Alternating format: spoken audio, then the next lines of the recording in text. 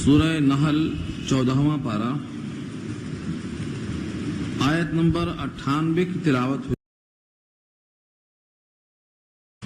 سورت کا 19واں رکوع قریب الختم ہے اور سورت کا 13واں رکوع، اس سے متعلقہ 2 آیتیں رہ گئی تھیں۔ اس میں چونکہ بہت اہم مضمون ہے کہ جب قرآن کریم کو پڑھو، یعنی قرآن کریم کے پڑھنے کا ارادہ کرو، تو اللہ کی پناہ حاصل کر لو شیطان مردود کے شر سے۔ یہ در حقیقت ایک سوال کا جواب ہے۔ گزشتہ یہ کہا گیا تھا کہ جو بھی مومن مرد ہو یا عورت اگر وہ عمل صالح کر کے آئے گا تو اس کو ہم بڑی پاکیزہ حیات عطا فرمائیں گے اور اس کے اچھے کاموں پر بہترین بدلہ بھی دیں گے۔ اگر کوئی یہ شخص کہے کہ ٹھیک ہے ہم تو کوشش کرتے ہیں، ہم ایمان عمل صالح کی فکر میں ہیں، لیکن شیطان سے ہم مجبور ہیں، ہمیں وہ بھٹکا کے غلط راستے پہ آمادہ کر دیتا ہے، اس لیے ہم عمل صالح کیسے اختیار کریں؟ ہم چاہتے تو بہت کچھ ہیں لیکن شیطان سے ہاتھ جاتے ہیں۔ اس اشکال کا ایک جواب یہاں پر یہ ہے کہ یہ تمہارا دشمن نمبر 2 کا ہے۔ نمبر 1 دشمن وہ ہے جو تم سے ٹکرائے اور تم اس سے ٹکراؤ، تم اس کو دیکھو وہ تم کو دیکھے، اس سے قتال ہے، جنگ ہے۔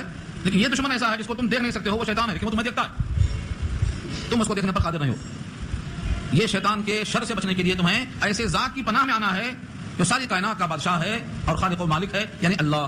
اس لیے تم قرآن کریم جب پڑھنا چاہو تو اللہ کی پناہ میں آ جاؤ شیطان مردود کے شر سے۔ اب تم پر اس کا غلبہ نہیں ہو سکتا، اب تمہیں اس کی فکر کرنے کی ضرورت نہیں ہے۔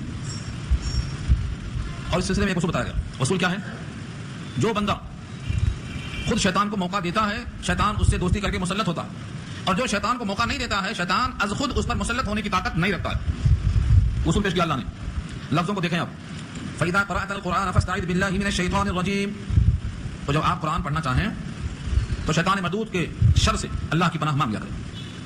إِنَّهُ لَيْسَ لَهُ سُلْطَانٌ عَلَى الَّذِينَ آمَنُوا، اس کے سوا اور کچھ نہیں ہے۔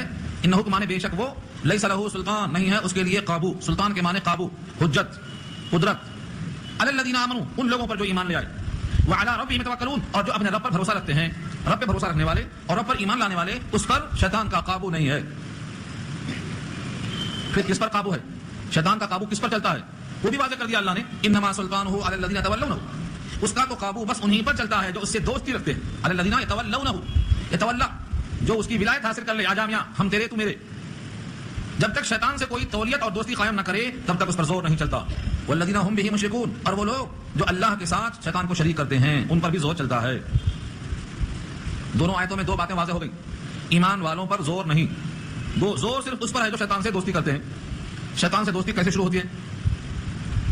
اس کا جواب پیچھے آ چکا ہے سورہ زخرف کے حوالے سے، پارہ 25، کہ جو زندگی گزارتا ہے رحمان سے غافل ہو کر، رحمان کی یاد سے غافل ہو کر گزارتا ہے، نہ رحمان کی کتاب ہے نہ رحمان کا تذکرہ ہے، بلکہ اپنی حیات من چاہیے۔ سامعین، محترم خواتین، میری ماں اور بہنوں، ملی بھائیوں، پیارے بچوں،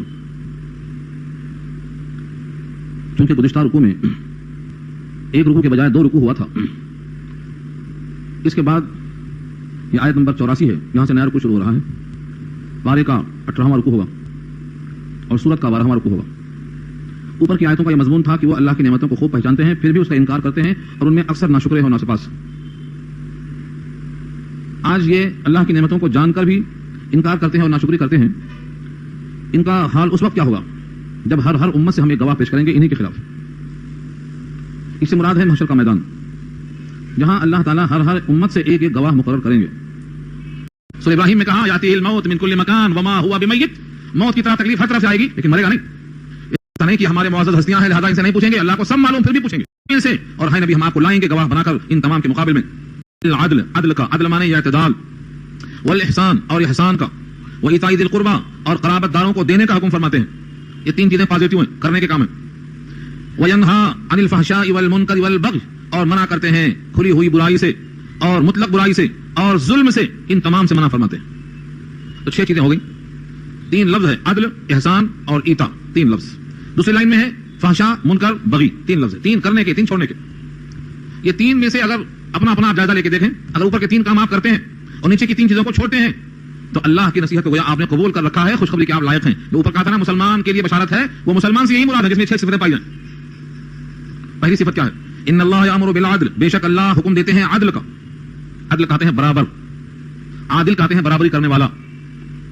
اب اگر عدل کا صلہ آ جائے ان، تو عدل عن طریق، راستے سے ہٹ جانا۔ عدل کے معنی برابری، ہر جگہ برابری جائز نہیں ہوتی۔ کہاں برابری کا عدل حکم دیا اللہ نے؟ کوئی شخص یہ چاہے کہ ہم ہر جگہ عدل کریں گے، جتنا بڑا کپڑا بچے کا ہے اتنا بڑا کپڑا بوڑھے کو بھی دیں گے، تو یہ عدل چلنے والا نہیں ہے۔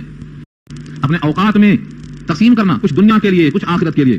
جب آپ مانگتے ہیں ربنا آتنا فی الدنیا حسنہ وفی الآخرۃ حسنہ، تو کیا مطلب ہوا؟ یہاں بھی بھلائی مانگتے وہاں بھی بھلائی مانگتے، لیکن سارا کام سارا وقت کس کو دیتے؟ دنیا کے لیے دیتے. تو یہ عدل نہیں ہے. عدل تو یہ ہے جب دونوں مانگتے ہیں دونوں پر کوشش کرو، دونوں پر اپنا وقت تقسیم کرو، یہ عدل ہے.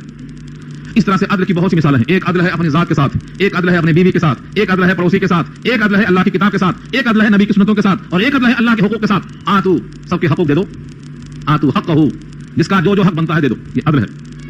ان اللہ یامر بالعدل، بے شک اللہ حکم دیتے ہیں عدل کا، والاحسان، اور احسان کا حکم دیتے ہیں. ایک تو وہ احسان ہے جو آپ بار بار سن چکے ہیں مجھ سے حدیث جبریل میں. حدیث جبریل میں کیا سنا آپ نے؟ نبی کریم صلی اللہ علیہ وسلم کے پاس پوری آمدنی خرچ کر لیا، آخرت نہیں کمایا تو وہاں کیا ملے گا؟ ہر نفس پر لازم ہے کہ وہ جو کما رہا ہے اس سے کل کے لیے کیا بھیجا ہے یاد رکھنا.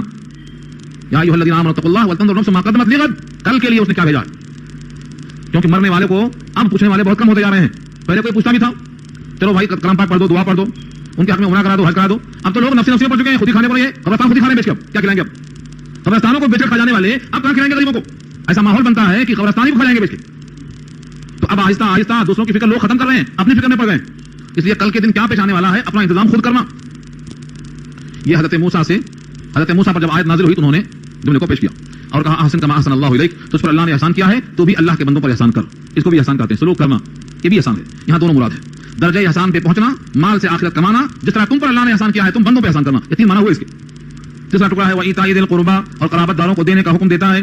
ایتاء دینا، ذی القربیٰ قرابت والوں کو جن سے آپ کا رشتہ ہے. رحم کا رشتہ ہے تو ذوی الارحام کہلاتے ہیں. ایک ہی رحم سے جتنے پیدا ہوئے ان کا باہم رحم کا رشتہ ہوتا ہے، جیسے بھائی اور بہن ایک ہی جگہ سے پیدا ہوئے.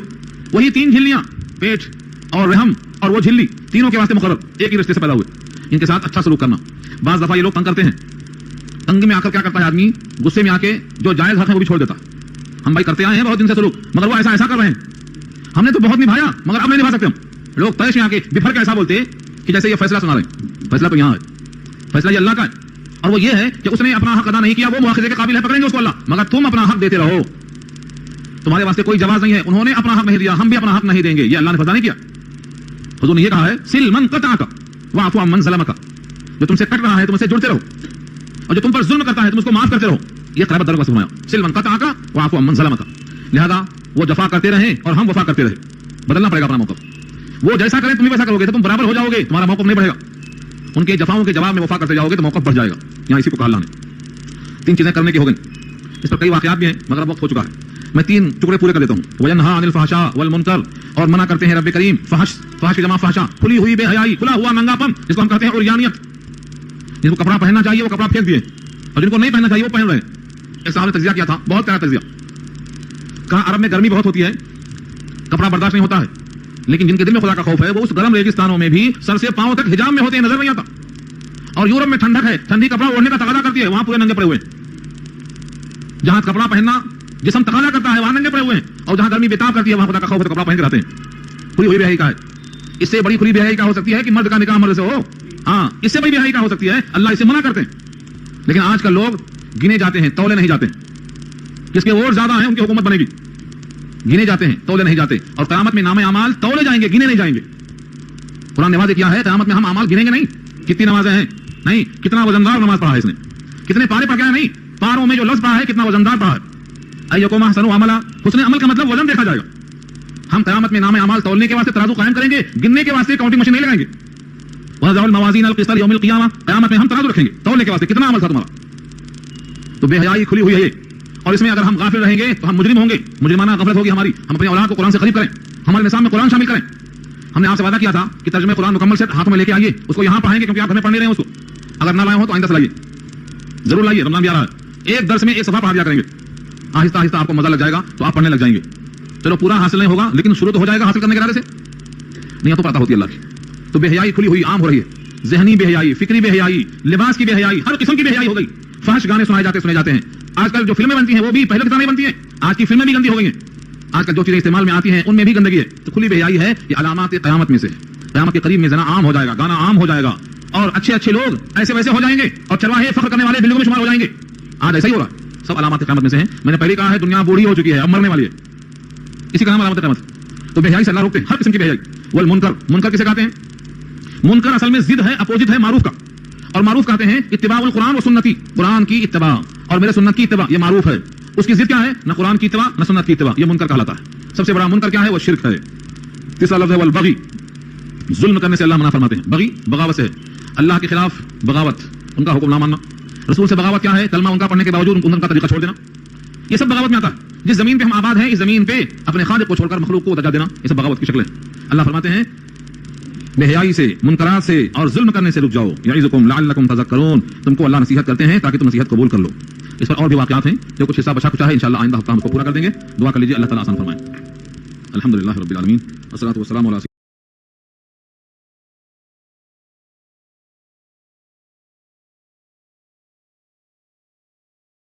سورہ نحل 14واں پارہ آیت نمبر 98. سورت کا 19واں رکوع قریب الختم ہے اور سورت کا 13واں رکوع. اس سے متعلقہ 2 آیتیں رہ گئی تھیں. اس میں چونکہ بہت اہم مضمون ہے کہ جب قرآن کریم کو پڑھو, یعنی قرآن کریم کے پڑھنے کا ارادہ کرو, تو اللہ کی پناہ حاصل کر لو شیطان مردود کے شر سے. یہ در حقیقت ایک سوال کا جواب ہے. گزشتہ یہ کہا گیا تھا کہ جو بھی مومن مرد ہو یا عورت اگر وہ عمل صالح کر کے آئے گا تو اس کو ہم بڑی پاکیزہ حیات عطا فرمائیں گے اور اس کے اچھے کاموں پر بہترین بدلہ بھی دیں گے. اگر کوئی یہ شخص کہے کہ ٹھیک ہے ہم تو کوشش کرتے ہیں, ہم ایمان عمل صالح کی فکر میں ہیں, لیکن شیطان سے ہم مجبور ہیں, ہمیں وہ بھٹکا کے غلط راستے پہ آمادہ کر دیتا ہے, اس لیے ہم عمل صالح کیسے اختیار کریں؟ ہم چاہتے تو بہت کچھ ہیں لیکن شیطان سے ہاتھ جاتے ہیں. اس اشکال کا ایک جواب یہاں پر یہ ہے کہ یہ تمہارا دشمن نمبر 2 کا ہے. نمبر 1 دشمن وہ ہے جو تم سے ٹکرائے اور تم اس سے ٹکراؤ, تم اس کو دیکھو وہ تم کو دیکھے, اس سے قتال ہے, جنگ ہے. لیکن یہ دشمن ایسا ہے جس کو تم دیکھ نہیں سکتے ہو, وہ شیطان ہے, لیکن وہ تمہیں دیکھتا ہے, تم اس کو دیکھنے پر قادر نہیں ہو. یہ شیطان کے شر سے بچنے کے لیے تمہیں ایسے ذات کی پناہ میں آنا ہے جو ساری کائنات کا بادشاہ ہے اور خالق و مالک ہے, یعنی اللہ. اس لیے تم قرآن کریم جب پڑھنا چاہو تو اللہ کی پناہ میں آ جاؤ شیطان مردود کے شر سے. اب تم پر اس کا غلبہ نہیں ہو سکتا, اب تمہیں اس کی فکر کرنے کی ضرورت نہیں ہے. اور اس سلسلے میں ایک اصول بتایا گیا. اصول کیا ہے؟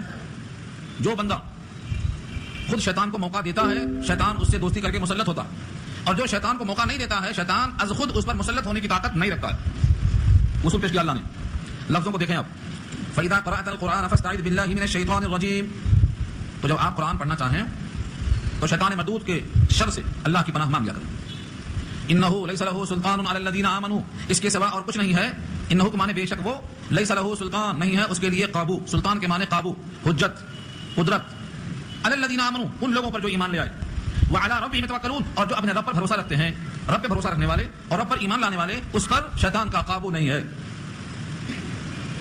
پھر کس پر قابو ہے؟ شیطان کا قابو کس پر چلتا ہے وہ بھی واضح کر دیا اللہ نے. انما سلطانہ علی الذین یتولونہ, اس کا تو قابو بس انہی پر چلتا ہے جو اس سے دوستی رکھتے ہیں. علی الذین یتولونہ, یتولا جو اس کی ولایت حاصل کر لے, آجا میاں ہم تیرے تو میرے. جب تک شیطان سے کوئی تولیت اور دوستی قائم نہ کرے تب تک اس پر زور نہیں چلتا. والذین هم بہ مشرکون, اور وہ لوگ جو اللہ کے ساتھ شیطان کو شریک کرتے ہیں ان پر بھی زور چلتا ہے. دونوں آیتوں میں 2 باتیں واضح ہو گئی. ایمان والوں پر زور نہیں, وہ زور صرف اس پر ہے جو شیطان سے دوستی کرتے ہیں. شیطان سے دوستی کیسے شروع ہوتی ہے؟ اس کا جواب پیچھے آ چکا ہے سورہ زخرف کے حوالے سے, پارہ 25, کہ جو زندگی گزارتا ہے رحمان سے غافل ہو کر, رحمان کی یاد سے غافل ہو کر گزارتا ہے, نہ رحمان کی کتاب ہے نہ رحمان کا تذکرہ ہے, بلکہ اپنی حیات من جائی گزارتا ہے دیکھا دیکھی خواہشات میں. کبھی یہودی کی نقل, کبھی نصرانی کی نقل, کبھی مشرکوں کی نقل, کبھی زمانے جاہلیت کی نقل, کبھی رسم و رواج کی نقل. اسے یہ پتہ نہیں کہ رحمان کیا چاہتا ہے, رحمان کی کتاب میں کیا لکھا ہوا ہے. اپنی حیات اپنی منشا کے مطابق گزارتا ہے. کوئی کام کرنا تو کیسے کرنا نہ جانتا نہ پوچھتا, نہ اسے خواہش ہے. اللہ نے فرمایا ہے, یہ آیت بارہا آپ پڑھتے رہیں تاکہ اس کا احساس ہو. وَمَن يَعْشُ عَن ذِكْرِ الرَّحْمَٰنِ نُقَيِّضْ لَهُ شَيْطَانٌ فَهُوَ لَهُ قَرِينٌ, جو رحمان کی یاد سے غافل ہو کر حیات گزارتے ہیں. وَمَن يَعْشُ, عاشا یعیشو کے معنی زندگی گزارنا. وَمَن يَعْشُ, اور جو زندگی گزارتے ہیں عن ذکر الرحمن, رحمان کی یاد سے اعراض کر کے.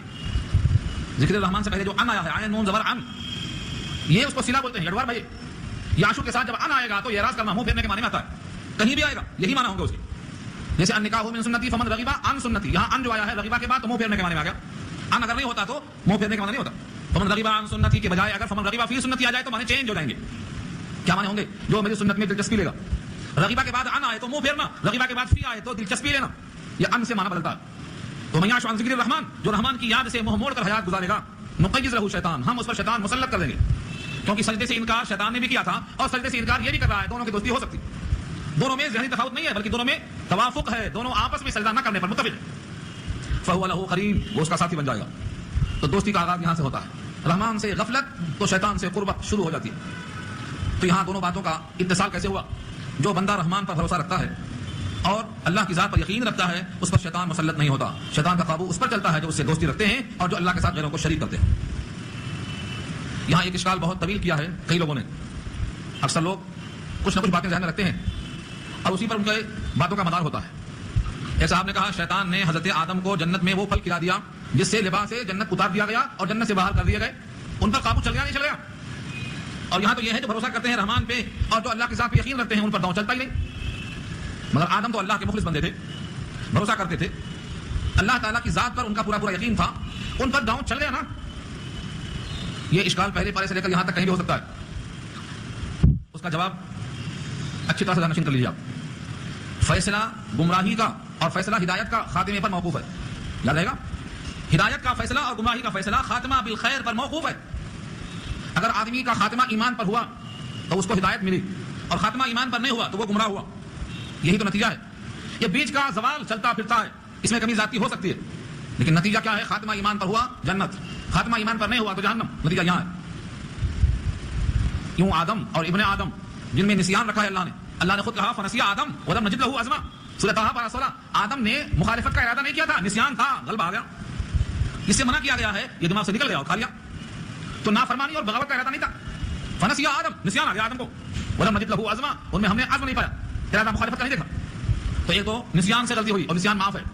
ہاں رفیع عن امتی الخطا والنسیان, اس امت سے غلطی ہو جائے نسیان ہو جائے تو معاف ہے, مواخذہ نہیں ہے.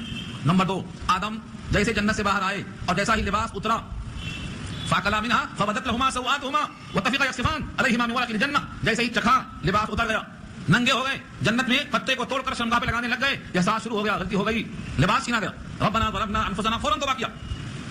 سورہ نساء میں اللہ نے یہ کہا ہے کہ ہمیں ان سے کوئی مواخذہ نہیں کرنا ہے جو غلطی ہوتے ہی فوراً متوجہ ہو جاتے. ثم يتوبون من قریب فاولئک یتوب اللہ علیہم. غلطی کا احساس ہوتے ہی فوراً متنبہ ہو کر ربنا ظلمنا پہ آ گئے تو اللہ نے وعدہ کیا یہ قانون سب کے لیے ہے. ہاں جو برسہ برس گناہ کرتے کرتے کرتے بڈھے ہو گئے, احساس ہی نہیں ہو رہا ہے, غلطی کا احساس ہی نہیں ہو رہا ہے, مسلسل نافرمانی, یہاں تک کہ جب فرشتہ آ گیا نکلو چلو اب خبر لے کے چلنا ہے, اب بولتا ہے تھوڑا موقع دو, اب تھوڑا موقع دو بولتا ہے, اب اس کو احساس ہوتا ہے. اللہ نے فرمایا کہ اب موقع نہیں ہے, اب ختم. تو یہ دو باتیں اگر یاد رہیں تو آدم پر اشکال نہیں ہوگا. یعنی چکما تو شیطان سب کو دیتا ہے لیکن اس کے چکمے میں کوئی آتا ہے. اگر خاتمہ ایمان پر ہوا تو گویا صبح کا بھولا شام میں گھر لوٹ کے آ گیا, اس کے بعد سے نجات. اور جو ہمیشہ غفلت میں رہا, توبہ کا احساس ہی نہیں ہوا, وہ ہے گویا گمراہ, وہ چلا گیا انجام کے اعتبار سے جہنم کی طرف. تو ان دونوں آیتوں کا حاصل یہ ہے کہ مومن سے تو غلطی ہو سکتی ہے, نسیان اور خطا ممکن ہے, لیکن اس پر بہت دیر نہیں رہتا, فوراً توبہ کی طرف متوجہ ہوتا.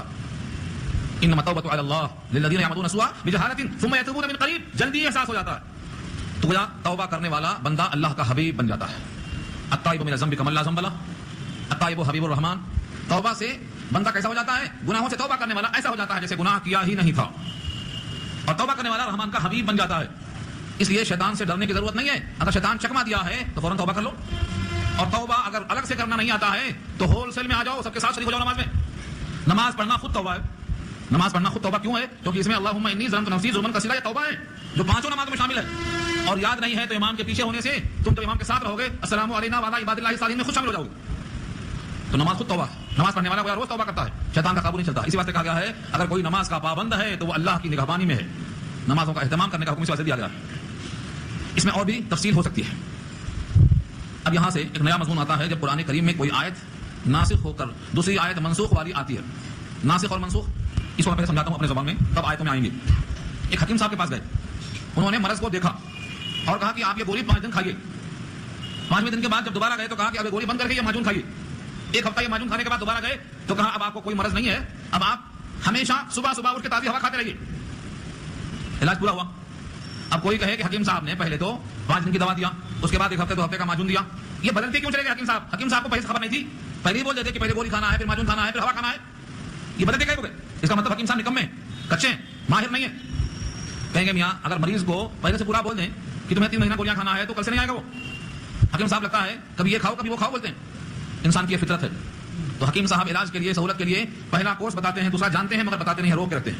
پھر دوسرا کو بتاتے ہیں, تیسرا روک کے رکھتے ہیں. علم ہے حکیم کے, تجربے میں ہے, لیکن مریض کی سہولت کے لیے اس کو واضح نہیں کرتے ہیں. قرآن کریم میں بہت سی آیتیں منسوخ ہیں, کینسل ہیں. قرآن کریم کے اندر بہت سی آیتیں کینسل ہیں, حدیث کے اندر بہت سی حدیثیں بھی کینسل ہیں. آیتوں کا کینسلیشن تو لوگوں کو معلوم ہے, حدیثوں کا نہیں معلوم ہے. حدیثیں بھی کینسل ہیں. آج کل لوگ جو اردو کی حدیث لے کے پھرتے ہیں ان کو پتہ نہیں کہ حدیث کینسل بھی ہوتی ہے. ناسخ اور منسوخ کا علم ضروری ہے. شراب ایک دم حرام نہیں کی گئی, پیچھے آیتیں آ چکی ہیں. پہلے کہا کہ شیطانی کام ہے, کم سے کم نماز کے حد تک رک جاؤ. اس کے بعد نماز سے روکنے کے بعد جب عادی ہو گئے تو مستقل روک دیا گیا. زکات ایک دم فرض نہیں ہوئی. ہر کام میں تدریج ہے. تو جب کوئی آیت اللہ تعالیٰ ناسخ اور منسوخ کرتے ہیں, یعنی پہلے سے ایک آیت ہے اس کو کینسل کرنے کو دوسری آیت بھیجتے ہیں. مثلا پہلے حکم تھا رمضان کا مہینہ آئے تو جس کا دل چاہے روزہ رکھے, جس کا دل چاہے فدیہ دے دے. سب پہ روزہ فرض نہیں, روزہ رکھ لو یا اس کے بدلے میں فدیہ دے دو, 2 سیر گیہوں ایک روزے کے بدلے دے دو, 1 کلو 666 گرام. یہ چلتا رہا قانون.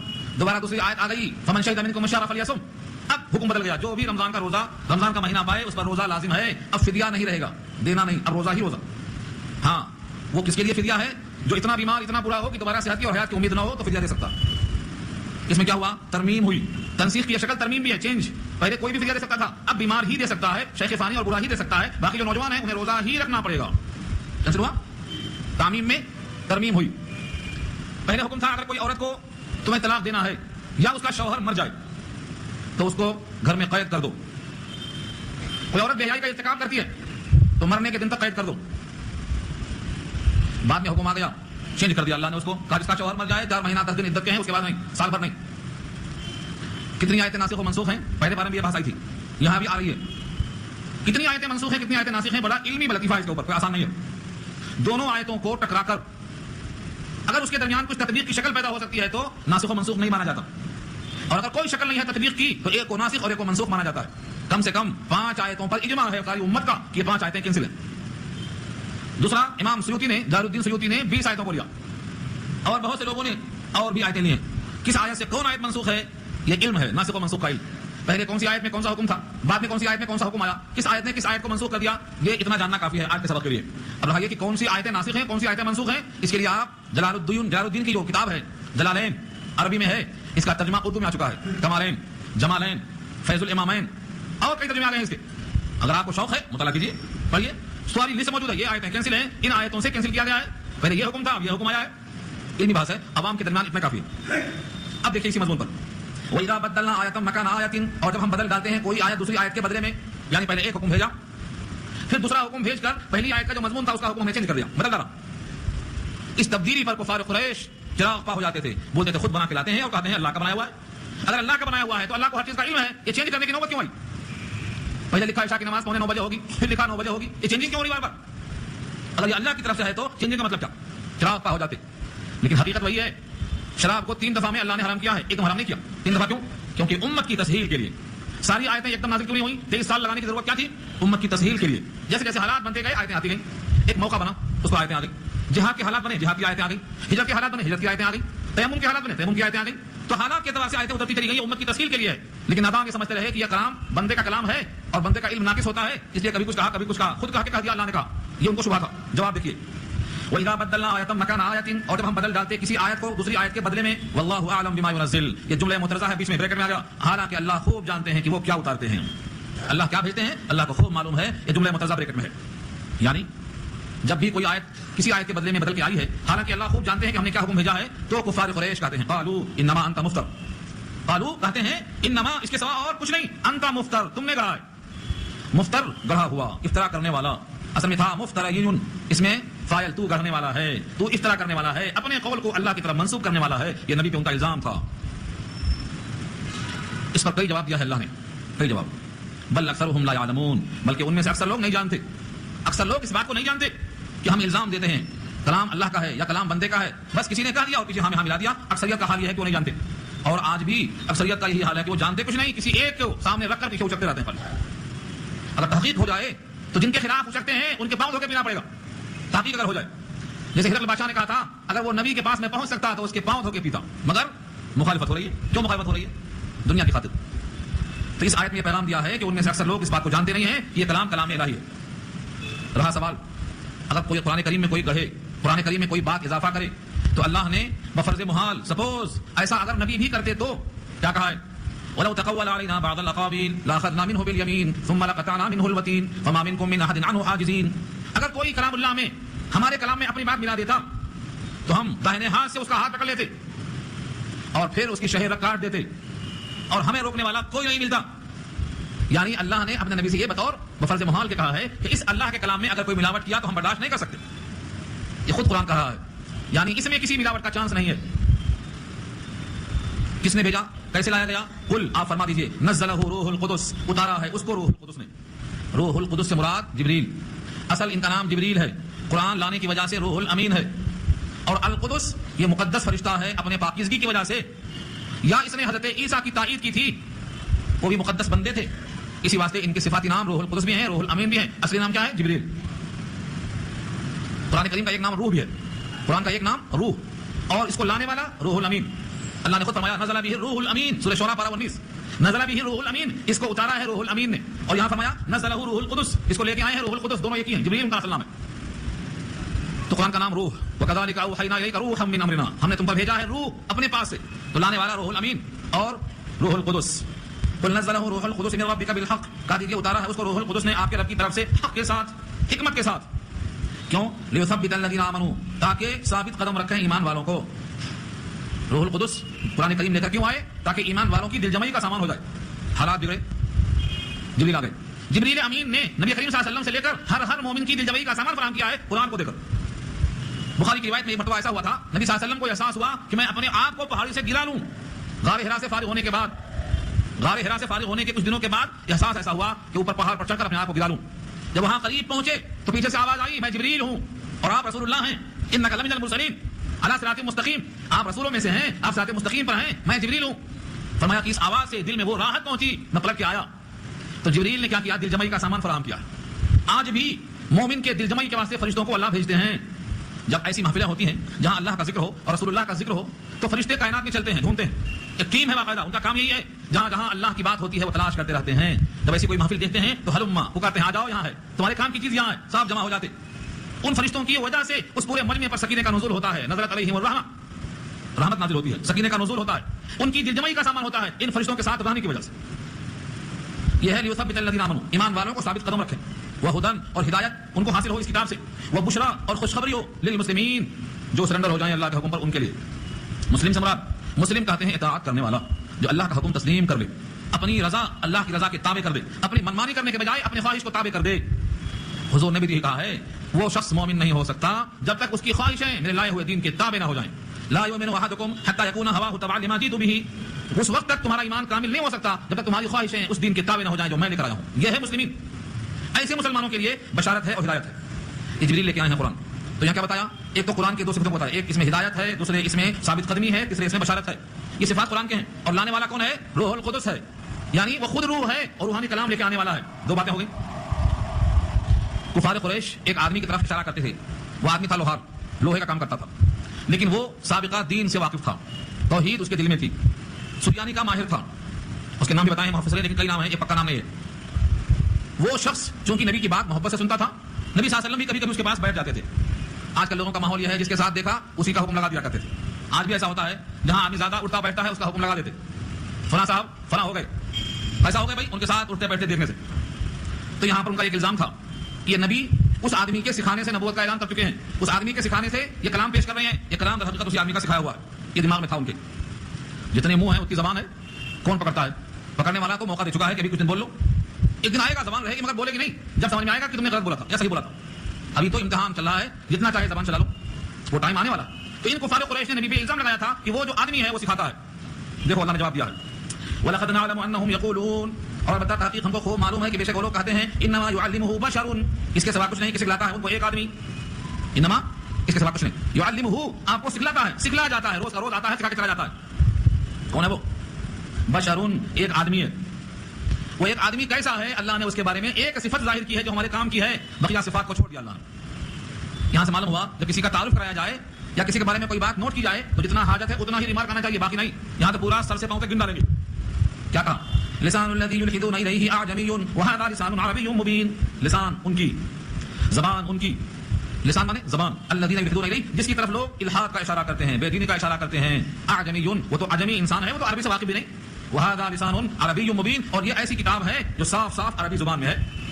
جس کو عربی آتی ہی نہیں ہے بھلا وہ عربی زبان میں اتنا فصیح کلام کس طرح سکھاتا ہے؟ تو جن لوگوں نے اشارہ کیا ہے اس لوہار کی طرف, اس لوہار کو اللہ نے عجمی کہا, اور عجمی عربی زبان پر اتنا قادر نہیں ہو سکتا. کہتے ہیں مضمون اس کا تھا اور الفاظ رسول اللہ کے تھے. اس کا جواب دیا ہے پہلے پارے سے لے کر اب تک کئی جگہ آ چکا ہے. چلو ٹھیک ہے, اگر یہ نبی کے الفاظ ہیں تو تم بھی تو عربی ہو, تم بھی فصیح اور بلیغ ہو. نبی نے پورا اتنا بڑا کلام پیش کر دیا, 6666 آیتیں پیش کر دیا, 114 سورتیں پیش کر دیا. تم سارے عرب والے مل کر, سارے جنوں ان سے مل کر خالی ایک سورت پیش کر دو, 114 کے بجائے ایک سورت پیش کر دو, اور ساری آیتوں کے بجائے 3 آیتیں پیش کر دو. اگر سارے انسان مل کر 3 آیتیں نہیں بنا سکتے تو ایک شخص واحد نے اتنا بڑا دیوان کیسے بنا دیا؟ یہ چیلنج ختم نہیں ہوا ہے, آج بھی ہے. اور دنیا کے سارے کافر, مشرک, یہودی, نصارہ سب مل کر اسلام کی دشمنی پر آمادہ ہیں. آج بھی جان مال یہاں تک کہ عزت دینے کو تیار ہیں. بیت المقدس کو فتح کرنے والے عمر فاروق کے قافلے کو للچانے کے لیے یہودیوں نے عورتیں کھڑی کر دیا تھا چاروں طرف سے, کہ ان کا ایمان جب تک کمزور نہ ہوگا ان پر ہم غالب نہیں آ سکتے. تو چاروں طرف سے عورتوں کھڑا کر دیا تھا. حضرت عمر کے فرمان کے مطابق جو اللہ کے حکم کے تابع تھا کہ دائیں کسی نے دیکھا نہیں اور بائیں کسی نے دیکھا نہیں. ان لوگوں نے کہا جو عورتوں کو دیکھتے ہی نہیں ہیں, بغیر دیکھے ان کے دل میں طلب کہاں سے آئے گی, ان سے لڑنا فضول ہے, چابیاں دے دو. یہ ہے بیت المقدس کی فتح, چابیاں دے دیا انہوں نے. تو ایمان والے پختہ ہوتے ہیں, ان سے مقابلہ کوئی آسان نہیں ہوتا ہے. یہ لوگ سب کچھ دے کر آزما چکے ہیں. اگر ان کے قبضے میں ہوتا تو 3 آیتیں بنانے کو 3 مولوی خرید لیتے. اب تک مولویوں کو خرید لیتے, پادریوں کو خرید لیتے, بڑے بڑے اسکالر خرید کر کروڑوں روپیہ خرچ کر لیتے کہ بھائی 3 آیتیں بنانا ہے, ایک سورت بنانا ہے. آج تک اس کی تعمیل نہیں کر سکے اور قیامت کی صبح تک نہیں کر سکیں گے. اور اللہ نے کہا ہے فَإِن لَمْ تَفْعَلُوا وَلَن تَفْعَلُوا, اگر تم نے ایسا نہیں کیا ہے اور آئندہ بھی نہ کر سکو گے تو جہنم کی آگ کی خاطر تیار رہو اپنے آپ کو. یہ چیلنج کیا اللہ نے یہاں پر کہ تم جس کا نام لیتے ہو وہ شخص تو عجمی ہے اور یہ قرآن عربی مبین ہے, ایسے کلام پر وہ قادر نہیں ہو سکتا ہے. اس کے باوجود اگر تم ایمان نہیں لاتے ہو اور اس کتاب کو گڑھی ہوئی کتاب سمجھتے ہو تو سنو, ایسے لوگوں کو اللہ ہدایت نہیں دیتے جو خود سے ہدایت آنے پر قادر ہے مگر سوچتا نہیں ہے, یعنی حق بات کو رد کرتا ہوا ہے. ان الذين لا يؤمنون بآيات الله لا يهديهم الله, بے شک جو لوگ ایمان نہیں لاتے اللہ کی آیتوں پر اللہ انہیں کبھی بھی ہدایت نہیں دے گا. ولهم عذاب علیم, ان کے لیے المناک عذاب ہے. انما يفتري الكذب, اور تم نے جو الزام لگایا تھا نبی پر انما انت مفتر, کہا کہ آپ مفتری ہیں, اس کا جواب سنو, مفتری تو وہ شخص ہوتا ہے انما يفتري الكذب, افطرا اور جھوٹ کرنے والے وہ لوگ ہیں الذين لا يؤمنون بآيات الله, جو اللہ کی آیتوں پر یقین نہیں کرتے. ایک طرف شکست کھائے ہوئے ہیں, ایسی 3 آیتیں نہیں بنا سکتے تو ان 3 آیتوں کو مان تو سکتے لیکن نہ بنا کر لائیں گے, نہ مقابلہ میں شکست کھائیں گے, نہ حق تسلیم کریں گے, تو اصل میں جو حق کا انکار کرتا ہے وہ مفتری ہوتا ہے. وَأُولَٰئِكَ هُمُ الْكَاذِبُونَ, اور یہی لوگ جھوٹے ہیں. یا تو 3 آیتیں بنا کر لے آؤ, اور اللہ نے کہا ہے صرف تم تنہا نہیں, قُلْ لَئِنِ اجْتَمَعَتِ الْإِنسُ وَالْجِنُّ, سارے انسان اور سارے جنات سب کو جمع کر لو, ایک نہیں دو نہیں, دنیا کے زمین اور آسمان کے درمیان 7 زمین 7 آسمان میں جتنے جنوں انس ہیں سب کو جمع کر لو. أَلَا أَن يَأْتُوا بِمِثْلِ هَٰذَا الْقُرْآنِ, اس قرآن کی طرح لے آئیں, لَا يَأْتُونَ بِمِثْلِهِ, نہیں لا سکتے. وَلَوْ كَانَ بَعْضُهُمْ لِبَعْضٍ ظَهِيرًا, اگرچہ ہر ایک کسی نہ کسی شکل میں پشت پناہ بن جائے, ہر ایک کا معاون بن جائے, تب بھی نہیں لا سکتے. ایسے چیلنج کے بعد یا تو تم لا لو یا تو لائی ہوئی کتاب کو تسلیم کر لو. ایک مقام پہ اللہ نے کہلوایا ہے نبی سے, سورہ قصص پارہ 20 میں, ان سے کہا دو اگر یہ کتاب اچھی نہیں ہے, یہ کتاب میں ہدایت کمزور معلوم ہوتی ہے تو تم اس سے اچھی کتاب لا لو, ہم تسلیم کرنے کو تیار ہیں. ہاں اگر اس کتاب میں ہدایت میں کمی محسوس ہو رہی ہے, اس سے اچھی تم کتاب لے آؤ, ہم تسلیم کرنے کو تیار ہیں. قل فاتوا بکتاب من عند اللہ هو اهدى منهما اتبعوه ان كنتم صادقین, سورہ قصص پارہ 20. نہیں لا سکے, کتاب بھی نہیں لائیں گے, 3 آیتیں بھی نہیں بنائیں گے, اپنے الزام کو ثابت نہیں کریں گے اور پھر بھی اللہ کی آیات کو نہیں مانیں گے, تو مفتری کون ہوا؟ یہ کہا گیا. باطل کا خیال یہ ہے کہ دلیل نہیں لائیں گے مکے ماریں گے. باطل ہمیشہ آستین چڑھاتا ہے. جب حق ثابت کرنے کے واسطے دلیل نہیں ہوتی ہے تو کیا کرتا ہے شیطان؟ آستین چڑھاتا ہے مکے مارنے کے لیے. کفار قریش نے 5 صحابہ کو قید کر لیا. توحید کے خلاف کفر کی تائید میں زبان نکالو ورنہ ہم تم کو مار مار کے ختم کر دیں گے. ایک ہے یاسر, ان کی بیوی سمیہ اور یاسر کے بیٹے عمار, صہیب, بلال, ان سب کو گرفتار کر لیا, قید کر دیا, کمرے میں بند کر دیا. کہا یا تو توحید کے خلاف بولو, اللہ کے خلاف بولو, بتوں کی تعریف میں قصیدہ خوانی کرو ورنہ تم کو ہم چندی کر دیں گے. ہاں یہ باطل کا طریقہ صحابہ کے زمانے سے شروع ہوا ہے اور آج بھی ہے.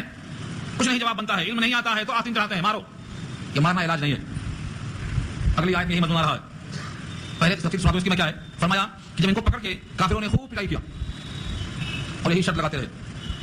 حضرت یاسر نے کہا کہ میں تو زبان سے کلمہ کفر نہیں کہوں گا, میرے رگو ریشے میں ایمان سرایت کر چکا ہے, میں زندگی کی آخری سانس تک اسی پر باقی رہوں گا.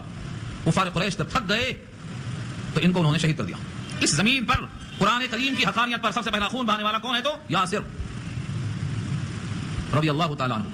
ان کی بیوی سمیہ, انہوں نے بھی کہا کہ میں جان دوں گی مگر ایمان نہیں جائے گا. کافروں نے ان کو 2 اونٹ سے باندھ دیا, ایک پیر ایک اونٹ سے اور دوسرا پیر دوسرے اونٹ سے, اور دونوں اونٹوں کو 2 مختلف سمتوں میں بھگا دیا. تو ان کی لاش کے 2 ٹکڑے ہو گئے. سب سے پہلی خاتون جو شہید ہوئی اسلام کی خاطر وہ سمیہ رضی اللہ تعالیٰ عنہ. انہوں نے جان دیا مگر اللہ کے محبت میں فرق نہیں آنے دیا. تو پہلا خون عورتوں میں سمیہ کا اور مردوں میں حضرت یاسر کا. ان کے بیٹے حضرت عمار, ان کو بھی ستایا, تکلیفیں دی. حضرت صہیب رومی, حضرت بلال, انہوں نے خوب مشقتیں جھیلی, خوب تپائے گئے, خوب مارے گئے, پتھروں پہ لٹائے گئے, گرم ریت پہ لٹائے گئے, پتھر سینے پہ رکھے گئے. ان میں سے ایک صحابی حضرت عمار کا نام آتا ہے کہ انہوں نے مصلحت خداوندی تاکہ ہم کو یہ مسئلہ معلوم ہو جائے اگر پورے 5 کے 5 شہید ہو جاتے تو ہمارے واسطے نمونہ اور مثال کہاں سے بنتی؟ ہم کمزور مسلمانوں کے لیے یہ نرمی کا راستہ کہاں سے ملتا؟ اللہ نے اس میں سے ایک صحابی حضرت عمار کو مصلحت پر عمل کرنے کا موقع عطا فرمایا. انہوں نے کہا ٹھیک ہے میں تمہارے واسطے کیا کہتے ہو بولو کہنے کو تیار ہوں. انہوں نے زبان سے ان بتوں کی تعریف کر دیا, انہوں نے خوش ہو کر چھوڑ دیا. وہاں سے چھوٹ کے سیدھا نبی کے پاس آئے, کہا میں گرفتار کر لیا تھا, میری ماں کا میرے باپ کا یہ انجام دیکھ کر میں نے ایسا جملہ کہا, مجھے چھٹی مل گئی, اب میرے واسطے کیا حکم چلائیے. یہ آیتیں نازل ہوتی ہیں من کفر باللہ من بعد ایمانہ الا من اکرہ وقلبہ مطمئن بالایمان. یہ آیت نازل ہوئی کہ جس نے کفر کیا اللہ کے ساتھ اپنے ایمان لانے کے بعد, الا من اکرہ, مگر جو شخص کے زبردستی کیا گیا, وقلبہ مطمئن بالایمان, اس حال میں اس کا دل ایمان پر مطمئن تھا. حضور نے عمار سے پوچھا بوقت کلمہ کفر تمہارے دل کی حالت کیا تھی؟ کہا میرا دل تو ایمان پر مطمئن تھا, زبان سے ان کی خاطر میں نے کلمہ کفر ادا کر دیا. وہ جملہ نقل کیا اللہ نے وقلبہ مطمئن بالایمان, ان کا دل ایمان پر مطمئن تھا. یہ استثنائی شکل, ایمان کے بعد کفر معیوب ہے, لیکن جس کا دل ایمان پر مطمئن ہو اور مجبر اور مجبور ہو کر کلمہ کفر کہلوایا گیا. ولکن من شرح بالکفر صدرا, لیکن وہ شخص جس کا دل شرح صدر ہو گیا کفر پر, یعنی کفر کو دل کھول کر اس نے قبول کر لیا, فعلیہم غضب من اللہ, تو اس پر اللہ کا غضب ہے, ولہم عذاب عظیم, اس کے واسطے بڑا عذاب ہے. گویا دو باتیں کہی گئی اس آیت میں. ایمان کے بعد کفر یہ ارتداد ہے, اس کو مرتد کہتے ہیں. اس کی سزا یہ ہے کہ اس پر اللہ کا غضب ہوگا اور بڑا سخت عذاب ہوگا. لیکن اگر کوئی مجبور ہے, مکرہ, جس کو مجبور کیا جائے کلمہ کفر کہنے پر, لیکن کلمہ کفر کہتے ہوئے دل میں ایمان ہے, تو ایسا شخص اللہ کی نگاہ میں استثناء کیا گیا ہے کہ اس پر اللہ کا غضب نہیں ہوگا, نہ اس کے واسطے عذاب ہوگا, بلکہ اس کے واسطے رخصت ہے. یہاں دو مسئلے معلوم ہوئے, ایک رخصت, ایک عزیمت. رخصت یہ ہے کہ زبان سے کلمہ کفر کہہ کر چھٹی لے لو, دل میں ایمان باقی رکھو. عزیمت یہ ہے کہ جان دے دو چاہے کچھ بھی ہو جائے. حضرت یاسر نے اور سمیہ نے عزیمت پہ عمل کیا ہے اور عمار نے رخصت پہ عمل کیا ہے. یہ دونوں جائز ہیں, لیکن دونوں میں جب توڑا جائے گا تو عزیمت پر عمل کا مقام اونچا نکلے گا. حالت سفر میں روزہ رکھ لو یا روزہ توڑ دو بعد میں قضا کر لو, دونوں جائز ہیں. روزہ رکھنا یہ عزیمت ہے, روزہ کو چھوڑ دینا بعد میں قضا کرنا یہ رخصت ہے. ایسی بہت سی شکلیں ہیں رخصت اور عزیمت کی, یہاں مثال میں دے دیا اللہ. اب یہاں ایک مسئلہ اور آتا ہے, اگر کسی نے اپنی بیوی کو طلاق نہیں دینا چاہا, لیکن سالوں نے پکڑ کے کہا زبان سے کلمہ طلاق بول, اس نے کلمہ طلاق کہہ دیا جبکہ دل میں طلاق کے ارادے نہیں تھے, کیا حکم ہے؟ کفر کا معاملہ یہاں لاگو نہیں ہوتا. حضور نے فرمایا ہے 3 چیزیں ایسی ہیں, جدہن جد وہزلہن جد, 3 چیزیں ایسی ہیں چاہے سنجیدگی سے کہو, چاہے غصے میں کہو, چاہے محبت میں کہو, لاگو ہو جاتی ہیں. جدہن جد وہزلہن جد, الطلاق, النکاح, الرجعت. ایک روایت میں ہے الطلاق, النکاح, العتاق. 4 چیزیں ہو گئیں. نکاح یا طلاق تو سب جانتے ہیں, رجعت طلاق دے کے رجوع کر لینا, ایک طلاق دیا تو رجوع کر سکتا ہے, طلاق کے بعد انشاءاللہ پھر آئے گا سورۃ طلاق میں 28 تک انتظار کرو. ایک طلاق دیا ہے, 2-3 نہیں دیا ہے تو عدت سے پہلے رجوع کر سکتا ہے. رجعت بھی ثابت ہوتی, نکاح بھی ثابت ہوتا, طلاق بھی ثابت ہوتی. غلام کو آزاد کرنا ہے ثابت ہو جاتا ہے, دل میں کچھ اور ہے, زبان پہ کچھ اور ہے, اس سے فرق نہیں پڑتا. یہ مسئلہ الگ ہے, اس پر اور بھی مسائل خاص کیے گئے ہیں. امام شافعی فرماتے ہیں کہ جیسے کفر میں گنجائش ہے ایسے طلاق میں بھی گنجائش ہے, لہذا طلاق نہیں پڑے گی. امام شافعی فرماتے ہیں اسی آیت پر قیاس کرتے ہوئے. امام اعظم ابو حنیفہ رحمۃ اللہ علیہ فرماتے ہیں کہ نبی نے جب صراحت کر دی ہے, حکم آ چکا ہے, تو آپ قیاس کو ترک کیجیے اور حدیث کو تسلیم کیجیے, لہذا مکرہ کی طلاق پڑ جائے گی. یہ دونوں میں چلتی ہے. اور بھی مسائل یہاں پر لائے جا سکتے ہیں, آگے دیکھیے آپ. ذالک بانہم استحبوا الحیاۃ الدنیا علی الآخرہ وان اللہ لا یہدی القوم الکافرین, اور یہ اس سبب سے کہ انہوں نے دنیا کی حیات کو پسند کیا آخرت کے مقابلے میں. بھئی دنیا میں کلمہ کفر کیوں کہا؟ دنیا کی خاطر, تو دنیا کو ترجیح دیا آخرت کے مقابلے میں. دنیا کی سزا کے مقابلے میں وہاں کی سزا بہت سخت ہے, اسی لیے اللہ کا غضب ہوگا اگر کوئی دل کے ارادوں کے ساتھ کلمہ کفر اختیار کرے گا, کیونکہ اس نے دنیا کی حیات کو پسند کیا آخرت کے مقابلے میں. وان اللہ لا یہدی القوم الکافرین, اور بے شک اللہ ہدایت نہیں دیتے ہیں کافر قوم. یہ کافر قوم جو دنیا کے مقابلے میں آخرت کو ترجیح دینے کے بجائے دنیا کو ترجیح دیا آخرت پر, تو ان کے دل پہ ایک ٹھپا لگ گیا, ٹھپا. جیسے کسی حکومت کے خلاف پکڑا جائے تو خروج کی مہر لگتی ہے, یہ آدمی ہمیشہ کے لیے ناقابل قبول. جو شخص دل کی گہرائیوں سے مرتد ہو جائے گا, کلمہ کفر پکے گا, اس کے بعد کیا ہے؟ اولئک الذین تبع اللہ, اولئک الذین تبع اللہ کے معنی وہی لوگ ہیں جن پر اللہ نے مہر لگایا, علی قلوبہم ان کے دلوں پر, وسمعہم ان کے کانوں پر, وابصارہم ان کی نگاہوں پر, واولئک هم الغافلون, یہ لوگ ہیں غافل. یہ لوگ غافل ہیں. یعنی ایک مرتبہ آدمی جب مرتد ہو جاتا ہے تو گویا ٹھپا لگ جاتا ہے.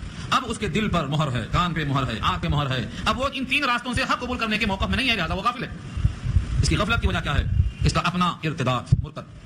اس لیے کافر کو جزیہ لے کر رکھا جائے گا, جزیہ لے کر کافر کو رکھا جائے گا, مشرک کو رکھا جائے گا, لیکن مرتد کو نہیں رکھا جائے گا. مرتد کو زندہ رہنے کا حق نہیں ہے, سزا اس کی قتل ہے, کیونکہ ٹھپا لگ گیا ہے, اب اسے اصلاح کی امید نہیں. اسی لیے ہمیشہ آدمی کو کلمہ کفر سے فکر مند رہنا چاہیے, کہیں زبان سے کلمہ کفر نہ نکل جائے, ہمیشہ محتاط رہنا چاہیے. لا جرم انہم فی الآخرۃ هم الخاسرون, لازمی بات ہے, لا جرم یقینا انہم فی الآخرۃ, بے شک وہ لوگ آخرت میں هم الخاسرون, گھاٹے میں رہیں گے. جب ان کے دل, ان کے کان, ان کی نگاہیں مہر زدہ ہو گئی اور دل میں ان کی غفلت آ گئی, تو ایسا شخص جب آخرت میں جائے گا تو کیسا ہوگا؟ خسارے میں ہوگا, گھاٹے میں ہوگا. ثم ان ربک للذین هاجروا من بعد ما فتنوا ثم جاهدوا وصبروا ان ربک من بعدها لغفور رحیم. اس آیت میں اللہ تعالیٰ نے ان صحابہ کی تعریف فرمایا ہے جو صحابہ اپنے گھروں سے ہجرت کر گئے مشقت جھیلنے کی وجہ سے. آپ کو اندازہ ہے صحابہ کرام پر بڑی مشقتیں آئیں, مکہ کے 13 سال مصیبتوں کے سال تھے. 1 سال نہیں, 2 سال نہیں, 13 سال. اتنی زیادہ پریشانیاں ہوئی کہ صحابہ نے نبی سے شکوہ کیا کہ آپ اللہ سے دعا کر دیجئے اللہ تعالیٰ یہ مشقتیں ہم سے کم کر دے, کیونکہ ہم تو ہاتھ نہیں کھول سکتے, ہمارے ہاتھ تو بندھے ہوئے ہیں. ہم کو اللہ نے کہا ہے کفو ایدیکم, اپنے ہاتھ روک کے رکھو, ابھی وقت نہیں کھولے گا. ہمارے ہاتھ بند ہے اور ہم مار پہ مار کھائے جا رہے ہیں, کھانا پینا بند, مقادیہ بھی ہو گیا. اس پریشانی کے عالم میں 13 سال گزر گئے. اب تو آپ دعا کر دیں. نبی صلی اللہ علیہ وسلم خانہ کعبہ کی دیوار سے ٹیک لگائے ہوئے تھے, ٹیک چھوڑ دیا, سیدھے بیٹھ گئے اور فرمایا تم ابھی سے پریشان ہو گئے, تم ابھی سے بیزار ہو گئے. قسم اللہ کی تم سے پہلے لوگوں پر اتنی مصیبتیں آئیں کہ لوہے کی کنگھیاں بنائی گئیں, لوہے کی کنگھیاں, اور وہ کنگھیاں ان کے جسم میں پیوست کر دی جاتی اور ایسا کھینچتے کہ رگ و ریشے کٹتے ہوئے چلے جاتے تھے. اس پریشانی کے باوجود بھی وہ اپنے دین سے نہیں پھرتے تھے. اتنی مشقت کے باوجود وہ دین سے نہیں پھرتے تھے. اتنی مشقت کون جھیلتا جس کے آگے ایک پلان ہو. چور کو معلوم ہے کہ چوری کرنے کہاں جا رہا ہے تو رات میں کپڑے نکال کے نیند کی قربانی دے کے دیواریں کوتا نظر آتا ہے, ہاتھ پیر توڑ لیتا ہے, ڈنڈے کھاتا ہے. کیوں؟ اس کے سامنے ایک پروگرام ہوتا ہے کہ مجھے فلاں چیز حاصل کرنا ہے. ڈاکو ایک پروگرام سے آگے بڑھتا ہے. دریا میں انسان غوطہ لگاتا ہے موتی نکالنے کی فکر میں. سلامتی کے کنارے ہے, معلوم ہے اس کو سلامتی کنارے ہے, لیکن دریا میں اسے موتی کی فکر نے ڈبایا ہے. ہاں, اگر خواہی سلامت برکنارست, سلامتی تو کنارے پر موجود ہے, اس کو مل جاتی, لیکن نہیں, اس کو گوت موتی نکالنا ہے, غواصی کرنا ہے تو وہ ڈوب رہا ہے, پانی کی موجوں سے تھپیڑوں سے کھیل رہا ہے, اپنی جان کو قربانی میں لگا رہا ہے. جس شخص کو دائمی جنت چاہیے, جس شخص کو ہمیشہ کے مزے چاہیے, دائمی حیات چاہیے, جنت کی غذا چاہیے, اس کو کچھ نہ کچھ تو قربانی دینا پڑے گا. اللہ نے فرمایا ہے کیا تمہارا گمان ہے جنت میں تم یوں ہی چلے جاؤ گے اور تم پر کوئی امتحان نہیں ہوگا, کوئی مشقت نہیں ہوگی. آج IAS آفیسر بننا ہے تو بڑے امتحانات سے گزرنا پڑتا, IPS بننا ہے تو بڑی فکریں کرنا پڑتا, یہ دنیا کے 50 سال کا عہدہ حاصل کرنے کو 25 سال پڑھنا پڑتا, اور جنت کی دائمی نعمتوں کے لیے کچھ نہیں کرنا پڑے گا. ام حسبتم ان تدخلوا الجنۃ ولما یاتکم, تمہارا کیا گمان ہے تم جنت میں یوں ہی پہنچ جاؤ گے, تم پر کوئی آفت نہیں آئے گی سابقہ لوگوں کی طرح. اس آیت کی مضمون ہے ان کی ہجرت قبول, آزمائش کے بعد ان کا مجاہدہ قبول, ان کا صبر قبول. اللہ تعالیٰ کسی بندے کو محروم نہیں کرتے. ثم ان ربک, پھر بے شک آپ کا پروردگار, للذین ہاجروا, ان لوگوں کے واسطے جنہوں نے ہجرت کی, من بعد ما فتنوا, بعد اس کے کہ وہ آزمائش میں ڈالے گئے. فتنوا فتنہ سے ہے, آزمائش میں ڈالا جانا. کیسی آزمائشیں تھیں؟ حضرت صہیب رومی نے لکھا ہے وہ جا رہے تھے مکہ چھوڑ کر, تلوار اور تیر گھوڑے پر سوار ہو کر گھیر لیا لوگوں نے, کہا نہیں جا سکتے تم. کہا دیکھو نفع کی بات سناتا ہوں, فلاں جگہ میرا اتنا مال رکھا ہے, جا کے لے لو, بانٹ لو, چلے جاؤ. اگر وہ منظور نہیں تو میرے ہاتھ میں تلوار ہے, جب تک ٹور نہیں جائے گی لڑتا رہوں گا, میں تلوار کا دھنی ہوں. اس کے بعد تیر ترکش میں سے نکالوں گا, جب تک نہ ختم ہو جائے گی برساتا رہوں گا. تم پر یہ آفتیں آئیں گی اور میں اس کو جھیلوں گا. نفع کی بات تو یہ ہے کہ مال لے لو, چلے جاؤ. اپنا مال کسی کو دے دینا صرف آخرت کے لیے کوئی آسان کام ہے. گھر چھوڑ دینا, ساری آزمائشوں کو جھیلنا, تلوار سے مقابلہ کرنے کو آمادہ ہونا, دل پہ ہاتھ رکھ کے سوچو پہلے. یہ ہے یہاں پر آتما. من بعد ما فتنوا ثم جاهدوا وصبروا, پھر انہوں نے جہاد کیا اور وہ ثابت قدم رہے. ان ربک من بعدها لغفور رحیم, بے شک آپ کا رب ان سارے اعمال کے بعد غفور بھی ہے, رحیم بھی ہے, مغفرت کرنے والا ہے سابقہ گناہوں کی, اور رحم کرنے والا ہے, یعنی اپنی رحمت کو مکمل کام کرنے والا ہے. کتنے بندے ہیں جو اللہ کے راستے میں مجاہدہ بھی کرتے ہیں اور صبر بھی کرتے ہیں. یہاں سے اب نیا رکو شروع ہوتا ہے اور یہاں سے کئی مثالوں کو اللہ نے دیا ہے, ان مثالوں کو انشاءاللہ آئندہ رکھیں گے. دعا فرمائیں.